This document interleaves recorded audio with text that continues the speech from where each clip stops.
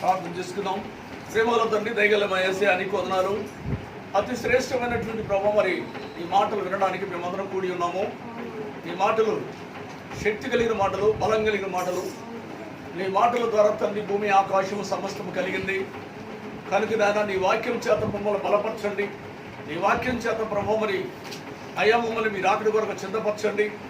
ఈ వాక్యంలో ఉన్న ఆదరణను, ఆశీర్వాదం మాకు దయచేయమని యేసునామములో ప్రార్థన తండ్రి, ఆమేన్. స్తోత్రం, హల్లెలూయా. దేవుని యొక్క వాక్యంలో మరి తన మాటలు, దేవుడు మనకు తెలియజేస్తున్న మాటలు మనం శ్రద్ధగా విందాము. శ్రద్ధగా వింటే మనం బ్రతుకుతాము. అశ్రద్ధ చేస్తే మన ఆత్మను చంపుకుంటాం. ఆత్మ ప్రాముఖ్యమైనది కానీ శరీరం ప్రాముఖ్యమైనది కాదు. ఆత్మే శరీరమును జీవింపజేస్తుంది కానీ శరీరము ఆత్మను జీవింపజేసేది కాదు. కనుక ఆత్మ జీవం కలిగింది. జీవం కలిగిన ఆత్మ శరీరాన్ని జీవింపజేస్తుంది. కనుక మనం ఆత్మ సంగతులు శ్రద్ధగా విన్నట్లయితే మన ఆత్మ బ్రతుకుతుంది. మన ఆత్మ జీవం కలిగి ఉంటుంది కనుక, నిత్య జీవం కలిగి ఉంటుంది కనుక, దాన్ని బట్టి మనం ఈ లోకంలో మనము మంచి సాక్షులుగా బ్రతకగలము, లేక దేవునికి ఇష్టలుగా బ్రతకగలము, దేవునికి ప్రియమైన వారిగా బ్రతకగలము, దేవుని యొక్క రాజ్యం కొరకు ఈ లోకంలో మనము సిద్ధపడగలము. కనుక దేవుని యొక్క వాక్యం మనకేం చెప్తుంది అంటే, ఆరో వచనంలో నిబ్బరము కలిగి ధైర్యంగా ఉండుడి, భయపడకుడి, వారిని చూసి దిగులు పడకుడి, నీతో కూడా వచ్చేవాడు నీ దేవుడని యెహోవాయే. ఆయన నిన్ను విడువడు, ఎన్నడు ఎడబాయినటువంటి దేవుడు నీతో వస్తాడు అని చెప్తున్నాడు దేవుని యొక్క వాక్యం వల్ల. దేవునికి గట్టిగా స్తోత్రం, హల్లెలూయా. చూడండి, ద్వితీయోపదేశకాండము మరి చెప్తున్నటువంటి మాట మనం జ్ఞాపకం చేసుకుంటే ఎంతో చక్కటి మాట దేవుడు మనకు తెలియజేస్తా ఉన్నాడంటే, సహోదరులారా, నా యందు విశ్వాసం ఉంచి నా పిల్లలారా, నా ప్రియమైనటువంటి వారులారా, మీరు నిబ్రమ కలిగి ఉండండి, ధైర్యముగా ఉండండి, భయపడకుడి, వారిని చూసి మీరు భయపడకుడి, దిగులు పడకుడి, నీతో కూడా వచ్చేవాడు నీ దేవుడని యెహోవాయే. నీతో కూడా వచ్చేవాడు నీ దేవుడైనా యెహోవాయే నీతో వస్తాడు. వారిని చూసి మీరు దిగులు పడద్దు, వారిని చూసి మీరు అధైర్యపడద్దు, భయపడొద్దని దేవుని వాక్యం స్పష్టంగా చెప్తుందండి. వారిని చూసి మీరు దిగులు చెందకండి, వారిని చూసి మీరు భయము పడకండి. మీతో కూడా వచ్చేవాడు మీ దేవుడని యెహోవా మీతోనే వస్తున్నాడు, మీతోనే ఉన్నాడు, మిమ్మల్ని విడవడం. ధైర్యంగా ఉండండి, భయపడకండి అని తన దేవుడు తన పిల్లలతో చెప్తున్నాడండి. తన పిల్లలతో చెప్తున్నాడు, నా పిల్లలారా, నా ప్రియమైన పిల్లలారా, నేను ఏర్పాటు చేసుకున్నటువంటి నా జనాంగమా, భయపడకుడి, దిగులు పడకుడి, ధైర్యాన్ని విడవకండి, నీతో కూడా వచ్చేవాడు ఈ దేవుడైనా యేసయ్య నీతోనే వస్తున్నాడు, నేను నీతోనే వస్తున్నాను కనుక నువ్వు భయ పడద్దు, దిగులు చెందొద్దు అని దేవుడు వాక్యం మనకు చెప్తుందండి. ఎంత మంచి దేవుడు అండి ఆయన. ఆయన ఎందు విశ్వాసం ఉంచుతారుగా, ఆయన నమ్ముకొని ఆయన బిడ్డలుగా ఆయన కొరకు ఒక తీర్మానం చేసుకొని మనం ఈ లోకంలో జీవిస్తున్న మనకు ఎంత అభయం ఇస్తున్నాడో ఒకసారి ఆలోచన చేయండి. అభయం ఇచ్చేవాడు ఎవరు అంటే ఈ లోకంలో మనుషుడు కాదండి. మనుషుడు అభయం ఇస్తే మాట తప్పుకుంటాడు, ఏదైనా చేస్తానంటాడు, చేయలేకపోతాడు, ఏదైనా ఇస్తానంటాడు, ఇవ్వలేకపోతాడు. కానీ మన ప్రభు అని యేసయ్య అయితే ఆయన మాట తప్పువాడు కాదండి. మాట తప్పడానికి నరుడు కాదు. ఆయన మాటలు అవునంటే అవును, కాదంటే కాదని రాయబడి ఉన్నాయి. అందుకే ఆయన తన పిల్లలమైన మనకు అభయమిస్తున్నాడు. ధైర్యము విడవకండి, నిబరమ కలిగి ఉండండి, ధైర్యంగా ఉండండి, వారిని చూసి మీరు భయపడద్దు, మీతో కూడా వచ్చేవాడు మీ దేవుడైన యెహోవా మీతోనే వస్తాడు. మీరు ఎక్కడికి వెళ్ళినా మీతోనే వస్తాడు. మీరు ఇంట్లో ఉన్నప్పుడు మీతోనే ఉంటాడు, బయటికి వెళ్ళినప్పుడు మీతోనే ఉంటాడు. ఎక్కడికైనా ఏ విధమైనటువంటి డ్యూటీకి వెళ్ళినా కానీ, లేక పనికి వెళ్ళినా కానీ, లేక ఎక్కడికి వెళ్ళినా కూడా ఆయన నీతోనే ఆయన సన్నిధి ఉంటుంది. కనుక నువ్వు భయపడద్దు ఎవరికి అని దేవుడు వాక్యం స్పష్టంగా చెప్తున్నాడు. దేవుడు అంటున్నాడు, నా కుమారులారా, నా కుమార్తెలారా, భయాన్ని వీడండి, అధైర్యపడకండి, నిబ్రమగా ఉండండి, నేను మీకు తోడుగా వస్తాను. దేవుని గట్టిగా స్తోత్రం, హల్లెలూయా. చూడండి, దినాల్లో మనం గమనించినట్లయితే ఒక ఇద్దరు ప్రేమికులు వారు ఒక పార్కులోకి వెళ్ళారు. పార్కులోకి వెళ్ళి సాయంకాలం టైంలో వెళ్ళారు. పార్కులో కూర్చున్నారు. పార్కులో కూర్చున్న తర్వాత వాళ్ళకి పొద్దుపోయేది కూడా తెలియదు అన్నమాట. పొద్దుపోయేది కూడా వాళ్ళకి తెలియకుండా అలాగనే కూర్చున్నారు. అలాగే మాట్లాడుకుంటూ ఉంటున్నారు. అలా మాట్లాడుకుంటున్న సమయంలో కొంచెం పొద్దుపోయిన తర్వాత అది కొంతమంది ఆ కుర్రోళ్ళు గమనించారు. వీళ్ళు పొద్దుపోయేది కూడా తెలియట్లేదు వీళ్ళకని చెప్పి ఆ కుర్రోళ్ళు గమనించి నలుగురు కుర్రోళ్ళు వచ్చేసి ఆ ప్రేమించిన అతన్ని పట్టుకున్నారు. వాళ్ళిద్దరిని పట్టుకున్నారు. ఆ చాటు మార్గంలో తీసుకెళ్లారు. వాళ్ళిద్దరిని పట్టుకొని చాటు మార్గాన్ని తీసుకెళ్ళి ఆ భర్తను ప్రేమించిన వాడిని కొట్టి చెట్టు కట్టేశారు. వాడిని కొట్టి చెట్టు కట్టేసి ఈ నలుగురు వాడి ముందే పాడు చేస్తూ ఉన్నారు. ఈ నలుగురు వాడి ముందే పాడు చేస్తుంటే, ప్రేమించిన వాడి ముందే పాడు చేస్తుంటే ఎంత ఘోరమండి, ఎంత భయంకరమైన పరిస్థితి చూసారా? అంటే ఆ అమ్మాయితో వచ్చినటువంటి వాడు ప్రియుడు వచ్చాడు. ఆమె అనుకుంది నాకు ప్రియుడు తోడుగా ఉన్నాడు, ఎంత పొద్దుమైనా పర్లేదు, నాకేం కాదు, నా ప్రియుడు ఉన్నాడు కదా, ఎవరైనా ఏదైనా అంటే నా ప్రియుడు చూసుకుంటాడు, ఆయన ఉండగా నన్ను ఎవరు అనరు అని ఒక ధైర్యంతో వచ్చింది ఆమె. కానీ తన ప్రియుడు ధైర్యంతో వచ్చినప్పుడు ఆ నలుగురు తన ప్రియుడిని కొట్టారు, చెట్టు కట్టేశారు. ఆ అమ్మాయిని నలుగురు పాడు చేశారు వాడి కళ్ళ ముందే. రక్షించగలిగాడా? కాపాడగలిగాడా? ఆమె కేకలేస్తుంది, మొర పెడుతుంది. కానీ కాపాడిన వాడు, రక్షించువాడు ఒక్కడు కూడా లేకుండా పోయాడు. ఎందుకంటే ఆమె నమ్ముకుంది ఎవరిని?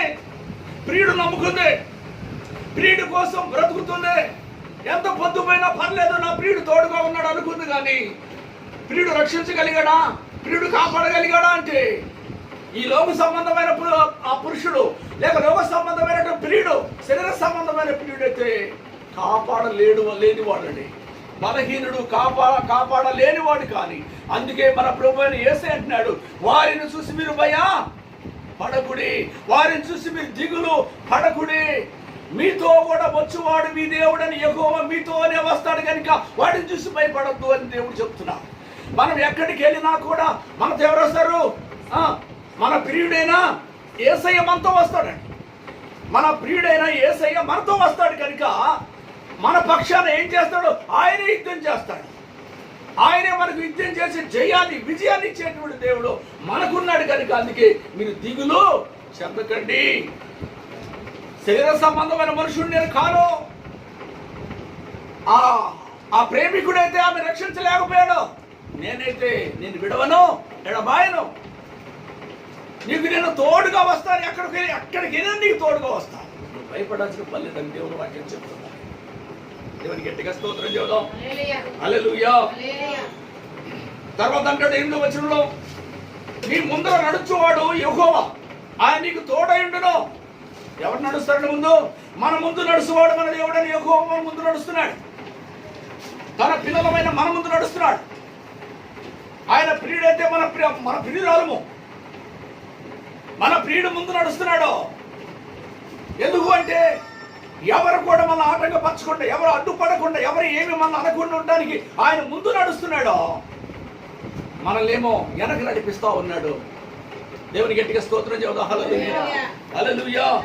ఎంత చక్కటి మాట అండి. ఆయన అక్కడ అంటున్న మాట, నీ ముందు నడుచువాడు యెహోవా, ఆయన నీకు తోడై ఉండడు, ఆయన నిన్ను విడవడు, నిన్ను ఎడబాయడు. భయపడకము, ఈశ్వయ వందకము, ఇశ్రాయేలు అందరూ ఎదుట అతనితో చెప్పాను. దేవుని గట్టిగా స్తోత్రం. నిన్ను విడవడు, ఎడబాయుడు, నిబ్రమ కలిగి ఉండు, ధైర్యంతో ఉండు. ఎక్కడ విడిచేవాడు కానే కాదు, ఎక్కడ ఎడబాస దేవుడు కానే కాదు. అలాంటి గొప్ప దేవుడు మనం కలిగి ఉన్నాం. దేవుని గట్టిగా స్తోత్రం చెబుదాం. హల్లెలూయా, హల్లెలూయా. 23వ కీర్తన గ్రంథంలో దావీదు అంటాడు, గడాంధకార లోయలో నేను సంచరించాను, ఏ అపాయానికి నేను భయపడను. గడాంధకార లోయల్లో, శ్రమల్లో, ఇబ్బందుల్లో, కష్టాల్లో, లోయలు అంటే శ్రమలు, ఇబ్బందులు, కష్టాలు. క్రైస్తవ బిడ్డలకు అనేక సార్లు శ్రమలు వస్తాయి, ఇబ్బందులు వస్తాయి, కష్టాలు వస్తాయి. శోధనలు వస్తాయి. వచ్చినప్పుడు దావీదు అంటాడు, నేను గడంధకార లోయలో నేను సంచరించినను, ఏ అపాయానికి నేను భయపడను. ఎందుకు భయపడను? ఆయన దుడ్డుగార దండం నన్ను ఆదరించును. గడంధకార లోయలో నేను సంచరించినను, ఏ అపాయానికి భయపడను. ఆయన దుడ్డుగార దండం నన్ను ఆదరిస్తూ ఉంటుంది కనుక నేను భయపడను. ఎంత గొప్ప దేవుడు అండి. ఏం చేస్తాడంటే గొర్రెలకి దుడ్డుగార దండంతో కాస్తా ఉంటాడంటాడు. గడంధకార లోయలో మనం ఉన్నప్పుడు, శ్రమలో ఉన్నప్పుడు, ఆరోగ్యం లేనప్పుడు, ఏమన్నా అప్పుల్లో ఉన్నప్పుడు, ఎవరన్నా నిందించినప్పుడు, లేకపోతే మరికి ఏదైనా సమస్య వచ్చినప్పుడు ప్రభు నీకు తోడుగా ఉంటానంటున్నాడు. దుడ్డుగార దండం వల్ల నీకు తోడుగా ఉంటాడంటాడు. దావీదు అంటాడు, నేను భయపడను. నేను ఎందుకు భయపడతాను? నాకు యేసయ్య ఉన్నాడు కదా, దుడ్డుగార దండంతో ఆయన నన్ను కాస్తున్నాడు. నేను ఎందుకు భయపడతాను? నేను దేనికి కూడా భయపడనండి. దావీదు ఎంతో ధైర్యంగా చెప్పగలుగుతున్నాడు దావీదు. అలా నీవు నేను కూడా, మనమందరం కూడా అంత ధైర్యంగా చెప్పగల వారమై ఉండాలని దేవుని కోరిక. దావీదు చెప్తున్నాడు, నేను భయపడను. ఆయన దుడ్డుగార దండం ఆదరించింది. ఎంత లోయల్లో ఉన్నా, ఎంత శ్రమలో ఉన్నా, ఎంత ఇబ్బందుల్లో ఉన్నా, ఎంత కష్టంలో ఉన్నా కానీ ప్రభు దానిలో నుంచి నన్ను విడిపించడానికి ఆయన దుడ్డుగార దండంతో నన్ను కాస్తున్నాడు కనుక నేను భయపడను. దేవునికి గట్టిగా స్తోత్రం, హల్లెలూయా. కనుక అంత గొప్ప దేవుడు మనం కలిగి ఉన్నామండి. మరొక మాట చూడండి, దేవుని యొక్క వాక్యంలో కీర్తనల గ్రంథము 138వ అధ్యాయము 8వ వచనం చూస్తే అక్కడ ఒక మాట అంటాడు, చూద్దాం. కీర్తనల గ్రంథము 138.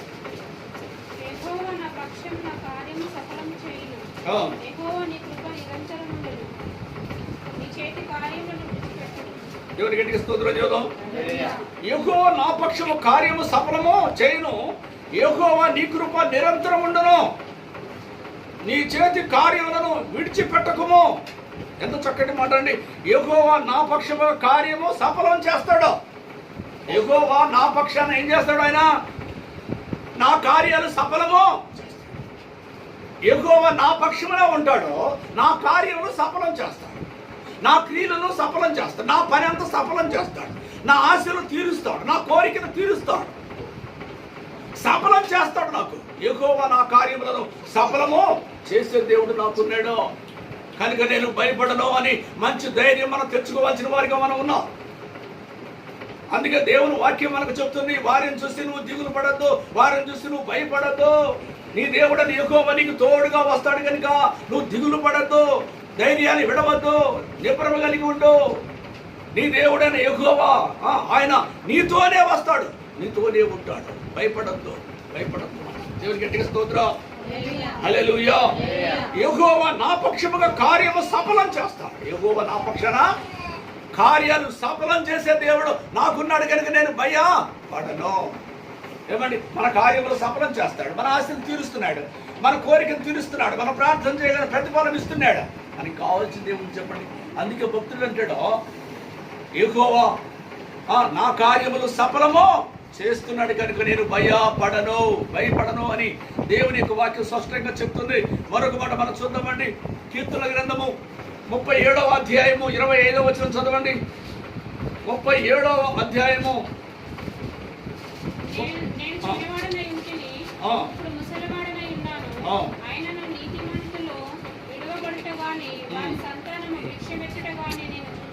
దేవుని గట్టిగా స్తోత్రం చేద్దాం, హల్లెలూయా. చూడండి, ఇప్పుడు ఏమంటా ఇక్కడ దావీదు అంటాడంటే దేవుని యొక్క వాక్యంలో దావీదు అంటాడు చక్కటి మాట, నేను చిన్నవాడనై ఉంటిని, ఇప్పుడు పెద్దవాడనై ఉన్నాను. నీతిమంతుడు విడవబట్టం కానీ వారి సంతాన బిచ్చిమెత్తుడు కానీ నేను చూసి ఉండలేదు. నేను మొదట చిన్నవాడిగా ఉన్నాను, పెద్దవాడిని అయ్యాను. నీతిమంతుడు ఎడవబట్టం నేను చూసి ఉండలేదు. నీతిమంతుడు ఎడవబట్టం నేను చూసి ఉండలేదు. వారి సంతానం బిచ్చమెత్తుట నేను చూసి ఉండలేదు. ఎవరి సంతానం? నీతిమంతుడు సంతానం. నీతిమంతుడు ఎడవబడ్డు, నీతిమంతుడు సంతానం బిచ్చమో ఎత్తుకోనివ్వడండి దేవుడు. అలాంటి గొప్ప దేవుడు మనం కలిగి ఉన్నాం. నీతిమంతులకు ఏం చేస్తున్నాడంటే ఆయన అంటాడు, నీతిమంతుల్ని బిచ్చమెత్తుకోనివ్వడు, పిల్లల్ని కూడా బిచ్చమెత్తుకోనివ్వడు అంటాడు. నీతిమంతుడు విడవబడ్డ నరకానికి నీతిమంతుడు నరకానికి విడవబడ్డావు, ఆ నీతిమంతుడి యొక్క పిల్లలు బిచ్చమో ఎత్తుకోరు. అలాంటి గొప్ప దేవుడు మనకని దేవుడి గట్టికి స్తోత్రం చేద్దాం. హల్లెలూయా. అందును బట్టి మనం ఏం తెచ్చుకోవాలండి? ధైర్యమో తెచ్చుకోవాలి. నీతిమంతునికి ఉన్న ఆశీర్వాదాన్ని జ్ఞాపకం చేసుకోవాలి. నీతిమంతుడు ఎడవబడ్డాడు, నీతిమంతుడు నరకానికి వెళ్ళడం, నీతిమంతుడు నిత్య జీవానికి వెళ్తున్నాడు. ఈ నీతిమంతుడు పిల్లలు కూడా బిచ్చమెత్తకుండా ఆయన కాపాడే దేవుడిగా ఉన్నాడు. బిచ్చమెత్తకుండా కాపాడే దేవుడిగా ఉన్నాడు కనుక ఎంత గొప్ప దేవుడు మనకు ఉన్నాడని చెప్పి మనం ఏం కలిగి ఉండాలి? ధైర్యమో కలిగి, మనము నిబ్రము కలిగి, యెహోవా నాకు తోడుగా వస్తున్నాడు, యెహోవా నాకు తోడుగా ఉంటాడు, ఆయన దుడ్డుగార దండము నన్ను ఆదరించిందని చెప్పి అందుని బట్టి మనం ధైర్యము తెచ్చుకోవాల్సిన వారిగా మనం ఉంటున్నాం. దేవుడి గట్టికి స్తోత్రం అండి. హల్లెలూయా. దేవుని యొక్క వాక్యంలో మరొక మాట చూస్తే కీర్తనల గ్రంథము 9వ అధ్యాయము 10వ వచనం చూద్దామండి. 9వ అధ్యాయము 10వ వాక్యము.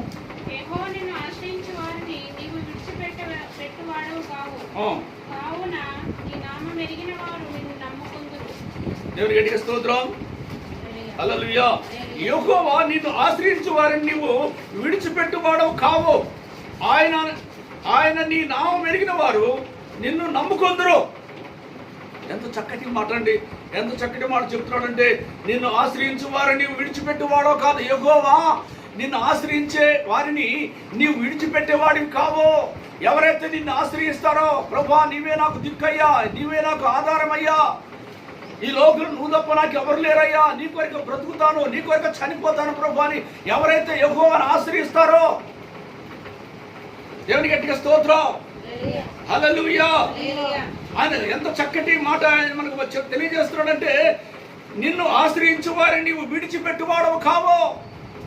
విడిచిపెట్టేవాడు కాదండి, ఆయన ఆశ్రయించే వారిని, ఆయన నమ్ముకున్న వారిని, ఆయన విశ్వాసం ఉంచిన వారిని ఎన్నడూ ఎక్కడ విడిచిపెట్టేవాడు కాదండి.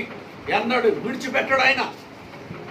దేవుని యొక్క వాక్యంలో మనం చూస్తే ఒక మాట సియోను కుమార్ అంటుంది, సియోను కుమార్ అంటుందండి. యెషయా గ్రంథంలో 49వ అధ్యాయము 14వ వచనం అంటుంది, సియోను కుమార్ అంటుంది, యెహోవా నన్ను విడిచిపెట్టాడు, ప్రభు నన్ను మర్చిపోయాడు అని చెప్పి అంటుంది. ఏమండి? యెహోవా విడిచిపెట్టాడు, ప్రభు నన్ను మర్చిపోయాడు, అందుకే నాకు శ్రమలు వస్తున్నాయి, ఇబ్బందులు వస్తున్నాయి అని అంటుంటే, ఇక్కడ భక్తుడు ఏం చెప్తున్నాడు? ఇక్కడ దావీదు ద్వారా దేవుడు ఏం మాట్లాడుతున్నాడు అంటే, యెహోవా నిన్ను ఆశ్రయించిన వారిని నీవు విడిచిపెట్టవని ఇక్కడ చెప్తున్నాడు. యెహోవాను ఆశ్రయించిన వారిని విడిచిపెట్టడంటండి. ఇక్కడేమో విడిచిపెట్టడం చెప్తుంటే, అక్కడ సియోను కుమార్ అంటుంది, ప్రభు నన్ను మర్చిపోయాడు, యెహోవా విడిచిపెట్టాడు అని అంటుంది. ఏమండి? విడిచిపెట్టేవాడా? విడిచిపెడతాడా ఆయన? ఆయన ఆశ్రయించిన వారిని విడిచిపెడతాడా? ఆయన ఆశ్రయించిన వారిని ఎన్నడూ విడవాడు, ఎడబాయుడని దేవుని వాక్యం చెప్తున్నాడు. ఎడవనవాడు, ఎడబాయినవాడు. అలాంటి గొప్ప దేవుడిని మనము మరి కలిగి ఉన్నాం. విడిచిపెట్టువాడము కావో. నీ నామం ఎరిగిన వారిని నేను నమ్ముకుంటారు. నీ విడిచిపెట్టేవాడు కాదని నీ నామాన్ని ఎరిగినటువంటి వారు నిన్నే నమ్ముకుంటారు. యెహోవా నిన్నే నమ్ముకుంటారు యేసయ్య అని భక్తుడు తెలియజేస్తా ఉన్నారు. దేవుని గట్టిగా స్తోత్రం చేద్దాం. గట్టిగా హల్లెలూయా, హల్లెలూయా. దేవుని యొక్క వాక్యంలో మరొక మాట అండి. కీర్తనల గ్రంథం 54వ అధ్యాయం 4వ వాక్యం చూద్దాం. దేవుడే నాకు సహాయకుడు, ప్రభువే నా ప్రాణంను ఆదరించువాడు, నా శత్రువులు చేయి కీడు అయిన వారి దేవుని గట్టిగా స్తోత్రం. హల్లెలూయా.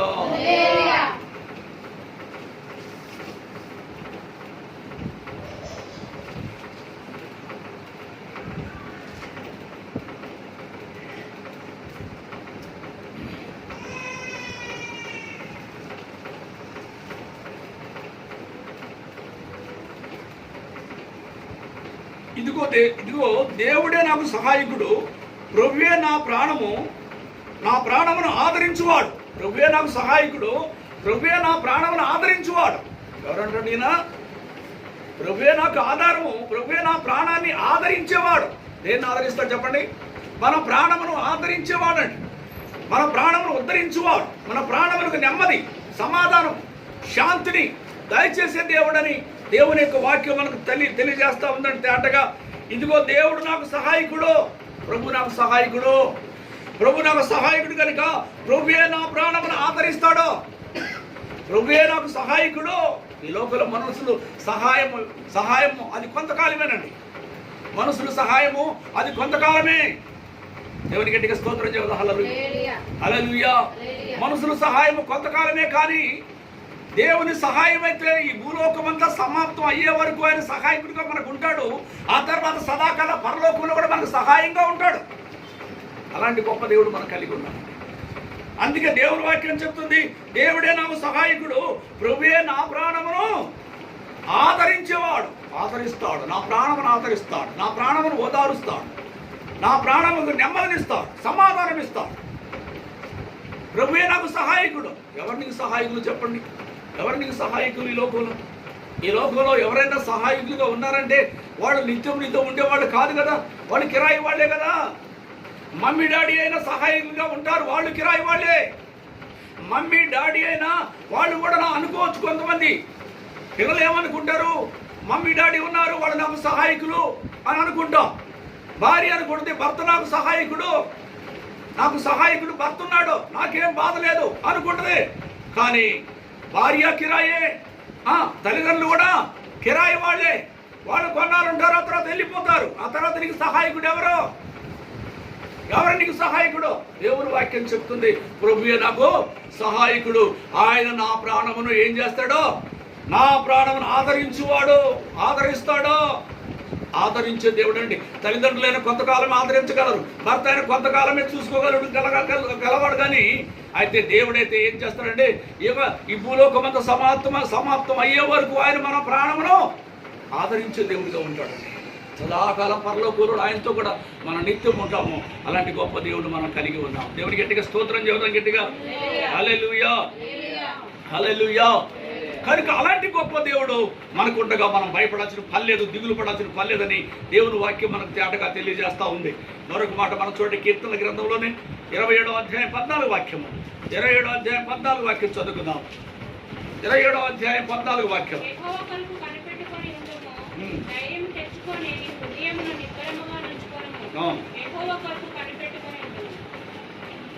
యెహోవా కొరకు కనిపెట్టుకొని ఉండుము, ధైర్యం తెచ్చుకొనుము, నిబ్బరము కలిగి ఉండుము. ఎవరి కోసం కనిపెట్టుకొని ఉండమంటాడండి? యెహోవా కొరకు కనిపెట్టుకొని ఉండుము, నిబ్బరంగా ఉండుము, ధైర్యంగా ఉండుము. కనుక ఎవరి కోసం కనిపెట్టుకోవాలి? మనము యేసు కొరకు మనము కనిపెట్టుకోవాలి. దేవుని గట్టిగా స్తోత్రం, హల్లెలూయా. కనిపెట్టడం అంటే అర్థం ఏంటి? కనిపెట్టడం అంటే మనకి ఏదైనా అవసరం ఉందనుకోండి, ఏం చేస్తామో ప్రభు సహాయం చేస్తాడని కనిపెడతా ఉంటాం. ప్రార్థనలో కనిపెడతా ఉంటాం. ప్రార్థనలో ప్రభువా నాకు ఫలాది కావాలని కనిపెడతా ఉంటాం, అడుగుతూ ఉంటాం. ఏదైనా దేవుడు ఇస్తాడని అడుగుతూ ఉంటాం. దేవుని గట్టిగా స్తోత్రం చెబుతా, హల్లెలూయా. కనుక మనం కనిపెట్టే వారిగా ఉండాలని దేవుని వాక్యం చెబుతుంది. కనిపెట్టాలి. ప్రార్థన ద్వారా దేవుడి దగ్గర మనం కనిపెట్టాలి. మనకి ఏది కావాలన్నా దేవుడిని అడగాలి. అడిగి మనము కనిపెట్టి అది మనం పొందుకునేటువంటి వారుగా మనం ఉండాలి. దేవుని గట్టిగా స్తోత్రం చెబుతా, హల్లెలూయా, హల్లెలూయా. కనుక దేవుని యొక్క వాక్యం మరొక మాట మనం గమనిస్తే, మరొక మాట చూడండి, ఫిలిప్పీ పత్రిక 4వ అధ్యాయం 13వ వచనం అంటాడు. 4:13.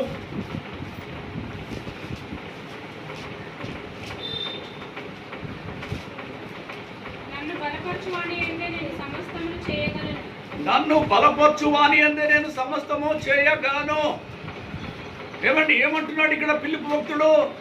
నన్ను బలపరచువాని అందే నేను సమస్తము చేయగలను.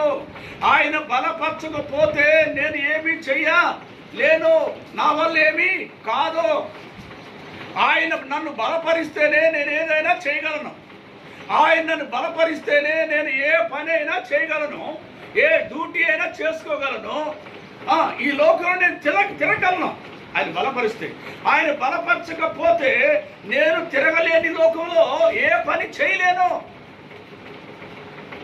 అందుకే అంటాడు, ఆయన నన్ను బలపరచువాని అంటే నేను సమస్తము చేయగలను. మనము సమస్తము చేయాలంటే ఆయన మనల్ని బలపరచాలండి. ప్రభు మనల్ని బలపరచాలి. ప్రభు మనల్ని బలపరచాలంటే మనం ఏం చేయాలి? కనిపెట్టాలి. ప్రభు నన్ను బలపరచండి, ప్రభు నాకు ఆదరణ దయచేయండి, నాకు జ్ఞానం దయచేయండి, నాకు తెలివి దయచేయండి, నాకు వివేచన దయచేయండి. ఈ లోకంలో నేను ఎలా నడుచుకోవాలో నాకు తెలియదు, నాకు జ్ఞానం కావాలి, నాకు తెలివి కావాలి ప్రభు అని మనం జ్ఞానమును, తెలివిని, వివేచన దేవుణ్ణి మనము అడగాలి. అడిగినప్పుడు దేవుడు మనకు అనుగ్రహిస్తూ ఉంటాడు. అందుకే ఆయన మనల్ని బలపరచాలి, మనకు శక్తినివ్వాలి, మనకు ఆరోగ్యం ఇవ్వాలి, మనకు బలము దయచేయాలి. ఆయన దయచేస్తేనే మనం ఏదైనా మనము ఈ లోకంలో చేయగలం. కానీ నాకై నేనే చేస్తాను, దేవుడు లేకపోయిన పనులను నేను చేస్తాను అని అనుకుంటే మనం వెర్రివాళ్ళం అవుతాం. మనం వెర్రివాళ్ళం అవుతాం, కానీ మన నిజమైనటువంటి పిల్లలు మాత్రం కాలేదండి. అందుకే బలపరచువాని ఎందే సమస్తము నేను చేయగలను అని ఒక ధైర్యమును కలిగి ఉండాలి. నా దేవుడు నన్ను బలపరచాలంటే నేనేం చేయాలి? నా ప్రభువుని అడగాలి. నా ప్రభువుని అడిగితే నాకు బలం ఇస్తాడు, ధైర్యం ఇస్తాడు, ఆరోగ్యం ఇస్తాడు, శాంతి ఇస్తాడు, సమాధానం ఇస్తాడు అని చెప్పి మనం ఏం చేయాలి? ఆయనకి మనం మొరా పెట్టాలి. ప్రార్థన మనము చేస్తే ఆయన మనల్ని బలపరిస్తేనే మనము వ్యాపారం చేసుకోగలుగుతాము, మన పని మనం చేసుకోగలుగుతాము, చక్కగా యాక్టివ్గా మనం తిరగలుగుతాం. లేకపోతే మనము ఆయన బలపరచకపోతే మంచంలోనే ఉంటాం, బలపరచకపోతే మనం తిరగలేం. దేవుని గట్టిగా స్తోత్రం చెబుతా, హల్లెలూయా. కనుక ప్రియులారా, దేవుడు మనల్ని బలపరచాలి అని అంటే మనము ఆయనకి ఏమై ఉండాలి? విశ్వాసం కలిగి, నమ్మకం కలిగి, ఎదురు చూస్తూ కనిపెడుతూ ఉండాలి. దాంతోపాటు ఆయన అంటాడు, నీకు నేను తోడుగా వస్తున్నాను కనుక నిబ్బరంగా ఉండు, ధైర్యంగా ఉండు. వారిని చూసి నువ్వు భయపడద్దు, వారిని చూసి నువ్వు దిగులు పడద్దు, నువ్వు ధైర్యంగా ఉండు, నిబ్బరంగా ఉండు, నేను నీకు తోడుగా ఉన్నాను. నా కుమారుడు, నా కుమారి, నువ్వు భయపడద్దని దేవుడు తన మాటలు మనకు తెలియజేస్తా ఉన్న మాటలండి. ఇర్మియా గ్రంథం 31వ అధ్యాయం 3వ వాక్యం చూడండి. ఇర్మియా గ్రంథము 31వ అధ్యాయము 3వ వాక్యంలో అంటాడు, చాలా కాలం క్రిందట యెహోవా నాకు ప్రత్యక్షమై ఇట్లనెను, శాశ్వతమైన ప్రేమతో నేను నిన్ను ప్రేమించుచున్నాను కనుక విడువక నీ ఎడల కృప చూపుతున్నాను. దేవుని గట్టిగా స్తోత్రం చేద్దాం, గట్టిగా హల్లెలూయా, హల్లెలూయా. శాశ్వతమైన ప్రేమతో నిన్ను ప్రేమించుతున్నాను కనుక విడువక నీ ఎడల కృప చూపుచున్నాను. ఎలా ప్రేమిస్తున్నాను అండి? శాశ్వతమైనటువంటి ప్రేమతో నిన్ను ప్రేమించుతున్నాను. అంటే ఏ ప్రేమ ఇది? శాశ్వతమైన ప్రేమ లేకపోతే తాత్కాలికమైన ప్రేమ? ఈ లోకంలో అందరి ప్రేమ తాత్కాలికమైనదే, కానీ దేవుడి ప్రేమ శాశ్వతమైనదే. అందరి ప్రేమ అండి, భర్త ప్రేమ కానీ, భార్య ప్రేమ కానీ, పిల్లల ప్రేమ కానీ, తల్లిదండ్రుల ప్రేమ కానీ, ఈ లోకంలో ఉన్న ఏ ప్రేమైనా కానీ అది తాత్కాలికమైనదే, అది కిరాయి ప్రేమే. కానీ ఏసే దేవుడు ప్రేమించే ప్రేమ అది శాశ్వతమైనటువంటి. ఇక్కడ ఆయన ప్రేమ ఉంటుంది, తర్వాత పరలోకంలో కూడా ఆ ప్రేమ కలిగే ఉంటాం ఆయనతో పాటు. మనం ఇక్కడ మనం ఎలా ప్రేమిస్తున్నాడో అలాగనే పరలోకంలో కూడా ప్రభు మనం అలాగనే ప్రేమించే దేవుడు. అందుకే అంటాడు, శాశ్వతమైన ప్రేమతో నేను నిన్ను ప్రేమిస్తున్నాను నా కుమారి. మనుషులు ప్రేమించే ప్రేమ కాదు, తల్లిదండ్రులు ప్రేమించే ప్రేమ కాదు, భర్త ప్రేమించే ప్రేమ కాదు, భార్య ప్రేమించే ప్రేమ కాదు. భార్య ప్రేమలో కూడా కపటం ఉంటుంది, భర్త ప్రేమలో కూడా కపటం ఉంటుంది, తల్లిదండ్రుల ప్రేమలో కూడా కపటం ఉంటుంది. కానీ నా ప్రేమలో ఎంత మాత్రం కపటం అనేది కానరాదు, ఎంత మాత్రం ఉండదు. అందుకే ప్రభు చెబుతున్నటువంటి మాట మనం గమనిస్తే, శాశ్వతమైన ప్రేమతో నేను నిన్ను ప్రేమించున్నాను గనుక విడువక నీ ఎడల కృప చూపుచున్నాను. విడవక నీ ఎడల కృప చూపుతున్నాను. నేను కృప చూపుచున్నాను గనుకనే ఇప్పుడు దాకా నువ్వు నెమ్మదిగా, ఆరోగ్యంగా, సుఖంగా ఉండగలిగావు. నేను చూపుతున్న కృపను బట్టే నువ్వు ఈ దినాన్ని బ్రతికి ఉన్నావు. ఈ రోజు మనం ఈ పునరుద్ధరణ దినాన సజీవులుగా ఉన్నామంటే ఆయన కృపయే, దేవుని దయ్యండి. ఎందుకంటే చంపువాడు ఆయనే, బ్రతికించేది ఆయనే, గాయపరిచేది ఆయనే, స్వస్థపరిచేది ఆయనే. ప్రతి వారి కాలగతులని ఆయన చేతిలో ఉండేటట్టు, ప్రతి ఒక్కరి కాలగతులు ఆయన దగ్గర ఉన్నాయి. కనుక ఈరోజు మనం సజీవులుగా ఉన్నాము అంటే మన జ్ఞానం కాదు, మన శక్తి కాదు, మన బలం కాదండి. కేవలం దేవుడి కృప, దేవుడి దయ వలన దేవుడు మనల్ని ఈరోజు సజీవులుగా ఉంచాడు. అందుకే ప్రభు అలా చెప్తున్నటువంటి మాట చూస్తే, శాశ్వతమైన ప్రేమతో నేను నిన్ను ప్రేమించుచున్నాను కనుక విడవక నీ ఎడల కృప చూపుచున్నాను. నేను విడవట్లేదు నిన్ను. పుట్టిన నాటి నుంచి నేటి వరకు కూడా, పుట్టిన నాటి నుంచి నేటి వరకు కూడా ఎడవక నీ ఎడల కృప చూపుచున్నాను. ఎంత గొప్ప దేవుడు, ఎంత మంచి దేవుడు. అలాంటి గొప్ప దేవుని యందు మనము నమ్మిక ఉంచి మనం బలం తెచ్చుకోవాలని, ధైర్యం తెచ్చుకోవాలి. దేవుడు కోరుకుంటా ఉన్నాం. దేవుడిగా మనకుంటున్నాడు. దేవుని గట్టిగా స్తోత్రం చేద్దాం, గట్టిగా హల్లెలూయా. ఒక మాట చదువుకుందాం పరిశుద్ధ గ్రంథంలో నుంచి. మరొక మాట మనం చదువుకొని దినవృత్తాంతుల గ్రంథము, 2వ దినవృత్తాంతుల గ్రంథము 34వ అధ్యాయము 1, 2, 3 వచనాలు చదువుకుందాం. 34 2వ దినవృత్తాంతములు. యోషియా ఏల ఆరంభించినప్పుడు 8 ఏండ్ల వాడై యెరూషలేములో 31 సంవత్సరములు ఏలెను. అతడు యెహోవా దృష్టికి నీతిని అనుసరించుచు కుడికైనను ఎడమకైనను తొలగకుండా తన పితరుడైన దావీదు చూపిన ప్రవర్తనకు సరిగా ప్రవర్తించెను. తన ఏలుబడి యందు 8వ సంవత్సరమున తానింకను బాలుడై ఉండగానే అతడు తన పితరుడైన దావీదు యొక్క దేవుని యొక్క విచారించుటకు పూనుకొనిన వాడై 12వ ఏట దేవుని గట్టిగా స్తోత్రం చేద్దాం, హల్లెలూయా. చూడండి, ఇక్కడ మనం గమనించినట్లయితే యోషియా ఏలన ఆరంభించినప్పుడు 8 ఏండ్ల వాడై యెరూషలేములో 31 సంవత్సరము ఏలెను. అతడు యెహోవా దృష్టికి నీతిని అనుసరించుచు కుడికైనను ఎడమకైనను తొలగకుండా తన పితరుడైన దావీదు చూపిన ప్రవర్తనను అనుసరించి ప్రవర్తనకు సరిగా ప్రవర్తించను. దేవుని గట్టిగా స్తోత్రం చేద్దాం, హల్లెలూయా, హల్లెలూయా. ఈ యోషియా అనేటువంటి ఈ రాజుగారు 31 సంవత్సరం పరిపాలన చేశాడంట. 31 సంవత్సరము పరిపాలన చేశాడు. అతడు యెహోవా దృష్టికి నీతిని అనుసరించాడు. యెహోవా దృష్టికి నీతిని అనుసరించాడు. నీతిని అనుసరించాడు. కుడికైనను ఎడమకైన తొలగకుండా నడిచాడు అంటాడు. కుడికైన కానీ ఎడమకైన కానీ తొలగకుండా చక్కగా నడిచాడు. దేవుని మార్గంలో చక్కగా నడుస్తున్నాడు. చక్కగా నడుస్తున్న వ్యక్తి ఇటు తొలగట్లేదు, ఇటు తొలగట్లేదు అంటాడు. చక్కగా యేసయ్య మార్గంలో నడుస్తున్నాడు. దేవుని వాక్యంలో వెలుగులో నడుస్తూ ఉన్నాడు అంటండి యోషియా. కుడికి కానీ ఎడమ కానీ నడవకుండా నీతిని అనుసరించి నడుస్తున్నటువంటి వ్యక్తిగా ఉన్నాడు. అలాంటి భక్తిగా ఉన్నటువంటి వ్యక్తిగా మనకు కనపడుతున్నాడు. తొలగకుండా తన పితృడకు దావీదు చూపిన ప్రవర్తన సరిగా ప్రవర్తించను. దావీదు యొక్క ప్రవర్తన అనుసరించి నడిచాడంటండి. ఎవరి ప్రవర్తన అనుసరించాడండి యోషియా అంటే? దావీదుని గురిగా పెట్టుకున్నాడు. దావీదు ప్రవర్తన, దావీదు యొక్క అడుగుజాడలు, దావీదు యొక్క మాటలు, దావీదు ఎలాగ దేవుళ్ళు నడుచుకున్నాడో, దావీదు ఎలా ప్రార్థించాడో, దావీదు దేవునికి ఎలా ఇష్టడుగా ఉన్నాడో, దావీదు దేవునికి ఎలా మొరపెట్టుకున్నాడో, దావీదు దేవునికి ఎలా ప్రియమైన వాడిగా ఉన్నాడో అలా ఉండాలని యోషియా ఒక తీర్మానం చేసుకొని దావీదు భక్తుడిని గురిగా పెట్టుకున్నాడు. మనం ఎవరిని గురిగా పెట్టుకుంటున్నాం? మనం ఎవరిని గురిగా పెట్టుకుని నడుస్తున్నాం ఈ లోకంలో? మన గురి ఎవరండి? యేసయ్యే మన గురి. యేసయ్యే మన గురి. ఆయన్ని మన గురిగా పెట్టుకొని ఆయన యొక్క అడుగు జాడల్లో మనము నడవాలి. దావీదును గురిగా పెట్టుకొని అనేక మంది భక్తులు నడిచారు. ఎడమ గాలి కుడి గాలి త్రొట్టెల్లో కూడా నడిచారు. నీతిని అనుసరించి నడిచారు. మనం ఎలా నడవాలి? మనం కూడా నీతిని అనుసరించి ఎడమ గాని కుడి గాని త్రొట్టెళ్ళకుండా ఎంతో మంది ఆయన్ని నడుస్తుంటే పక్కకు లాగాలని చూస్తుంటారు, కుడికి లాగాలని చూశారు, ఎడమకు లాగాలని చూశారు ఎంతో మంది. కానీ ఎంతమంది లాగాలని చూసినా ఎడమగా కుడికి కానీ ఎడమకు కానీ ఎంత మాత్రం పోలేదంటండి. ఎడమకు కానీ కుడికి కానీ అనుసరించకుండా చక్కగా సరైన మార్గం నడిచాడంట. నీతిని అనుసరించి నడిచాడంటండి. దావీదు యొక్క అడుగు జాడలను, దావీదు నడిచిన ప్రవర్తన ప్రకారంగా యోషియా నడిచినట్టుగా మనం చూస్తున్నాం. దేవుడి గట్టిగా స్తోత్రం చేద్దాం, హల్లెలూయా, గట్టిగా హల్లెలూయా, హల్లెలూయా.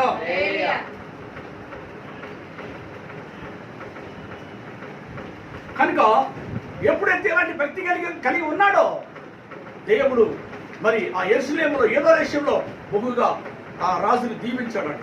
బహుగా అతడు మరి ఆ దేశంలో ఆస్వాదించబడ్డట్టుగా, దీవించబడ్డట్టుగా పదమేక వాక్యాలను కూడా మనకు తెలియజేస్తా ఉన్నాయి.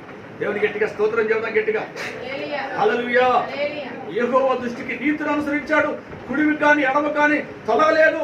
దావీదు ప్రవర్తన అనుసరించి నడిచిన వాడిగా మనకు కనపడుతున్నాడు భక్తుడు.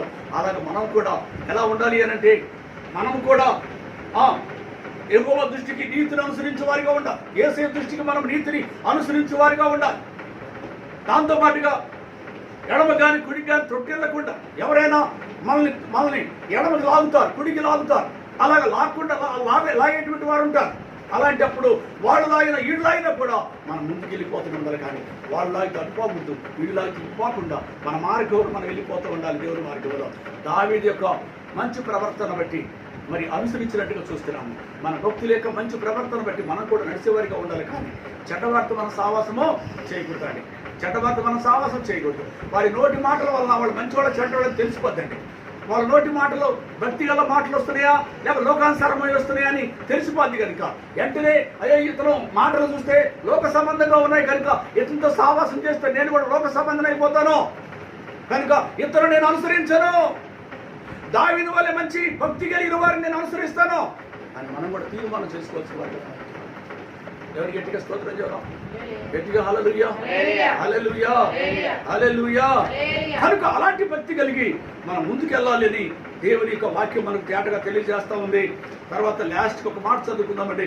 యెహోషువ గ్రంథము 1వ అధ్యాయం 9వ వచనంలో ఒక మాట అంటాడు. 1వ అధ్యాయం 9వ వచనము, యెహోషువ గ్రంథం 1వ అధ్యాయం 9వ వాక్యం.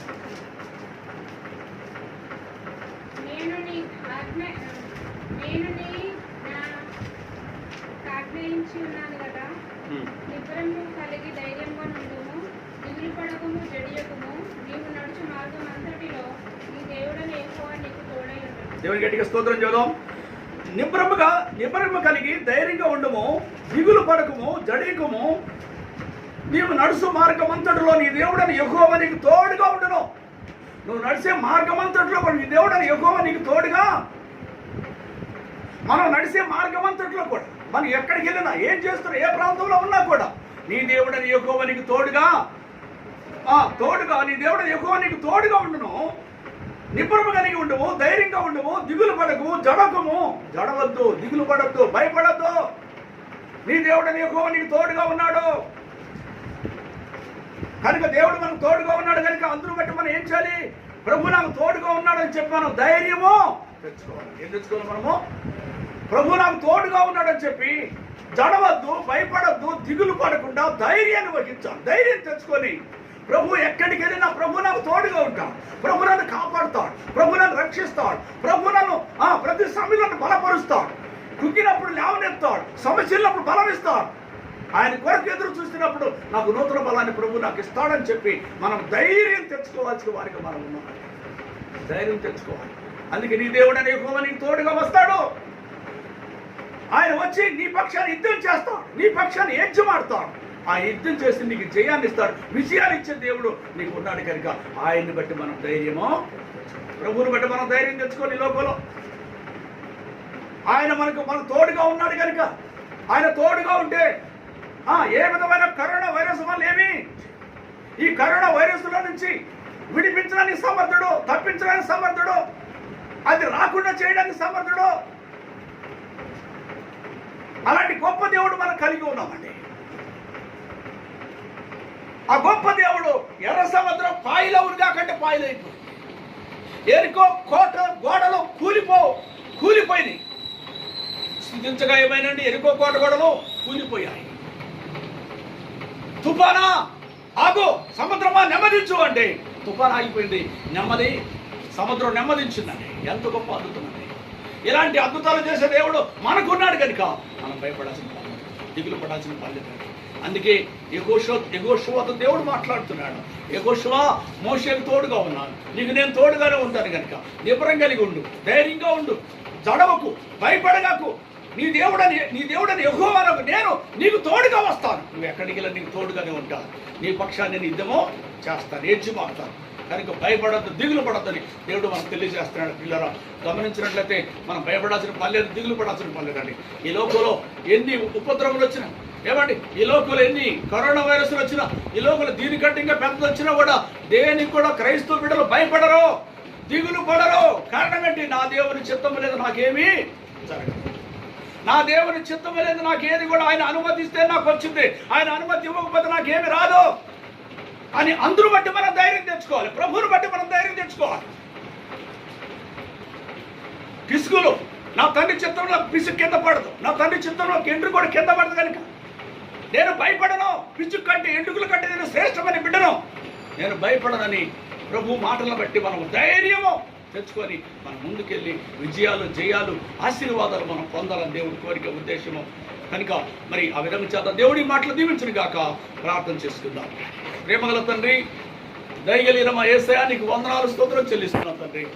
ఇప్పుడు వరకు అనేక విషయాలు మాతో మాట్లాడినందుకు వందనాలు ప్రభా, స్తోత్రం చెల్లిస్తున్నాం నాయన. మీరంతైనా నమ్మదగిన మంచి దేవుడు తండ్రి. అయ్యా మా ప్రభా, వారికి భయపడద్దు, దిగులు పడద్దు, జడవద్దు, అదురుపోవద్దు. నీ దేవుడని యెహోవా నీకు తోడుగా వస్తాడు, ఆయన సన్నిధి నీకు తోడుగా ఉంటుంది. నువ్వు భయపడద్దు, దిగులు పడద్దు అని సెలవిచ్చారు తండ్రి, వందనాలు. అవును ప్రభా, గాఢాంధకార లోయలో నేను సంచరించిన నేను భయపడను, నీ దుడ్డుగార దండను ఆదరించుదయ్యా, నేను భయపడను. అవును తండ్రి, మీకు వందనాలు. భయపడాల్సిన పని లేదు, దిగులు పడాల్సిన పని లేదు. మేము నిన్ను బట్టి మేము ధైర్యం తెచ్చుకోవాలి, నిన్ను బట్టి నీ వాక్యాన్ని బట్టి మేము బలపడాలి, ధైర్యం తెచ్చుకోవాలి ప్రభా. తండ్రి మీకు స్తోత్రాలు. అలాగే నాయన, కూడి ఉన్న బిడ్డలందరూ దీవించండి. బిడ్డలందరూ కూడా వాక్యానుసారంగా వారు వాక్య బలాన్ని పొందుకోవడానికి సహాయం చేయండి, వాక్యానుసారంగా జీవించడానికి సహాయం చేయండి. అలాగే తండ్రి, మా ప్రియులు, మా సంఘ సహోదరులు, మా సంఘ బిడ్డల తండ్రి దేవా, మరి లాక్డౌన్ ద్వారాగా అయ్యా మరి సంఘానికి రాలేని పరిస్థితిలో ఉన్నారు. అయ్యా ఇళ్లలో ఉన్న బిడ్డలందరూ దీవించండి, బిడ్డలందరిని ఆశీర్వదించండి, వారందరిని బలపరచండి. ఈ కరోనా యొక్క వైరస్ నుంచి బిడ్డలకు ఎవరు కూడా కరోనా వైరస్ రాకుండా సహాయం చేయండి, ఎవరు కూడా కరోనా వైరస్ రాకుండా కాపాడమని ప్రార్థన చేస్తున్నాం తండ్రి. నాని లాక్డౌన్ లో ప్రతి అవసరాలు అక్కర్ల వారికి తీర్చండి తండ్రి. మీరు మహిమ పొందమని ప్రతి బిడ్డను మీ చేతుల్లో పెట్టుకుంటూ, మమ్మల్ని అందరినీ మీ చేతుల్లో పెడుతూ యేసునామములో ప్రార్థన చేసి వేడుకొంచున్నాం తండ్రి, ఆమేన్. మన తండ్రి దేవుని యొక్క ప్రేమ, కుమారుడు కృప, పరిశుద్ధాత్మ యొక్క అన్యోన్య సావాసము ఇప్పుడు ఎల్లప్పుడు సదాకాల సకల పరిస్థితులు కూడిన మనందరికీ దేవుని ఆత్మ నిత్యము తోడయుండి ఈ కరోనా వైరస్ లో నుంచి మన దేశం, ఇతర దేశాలు, అన్ని దేశాల నుంచి ఈ కరోనా దేశాన్ని దేవుడు విడిపించునుగాక. ఆమేన్, ఆమేన్, ఆమేన్. అందరికి వందనాలు. Praise lord.